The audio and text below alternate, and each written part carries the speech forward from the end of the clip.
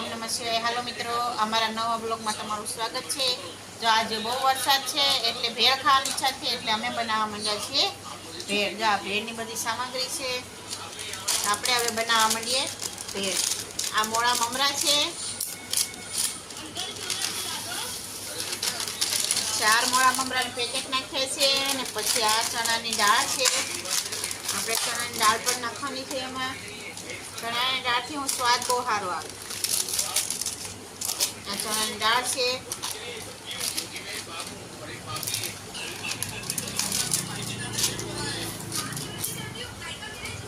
અને પછી આપણે આ ઉપરથી એમાં કાંદા નાખીશું,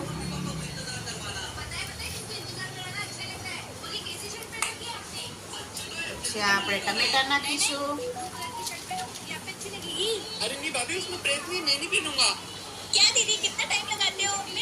આપણે એમાં ટમેટા નાખી દીધા સરસ મજાના। બંધ કરી દે ફોન।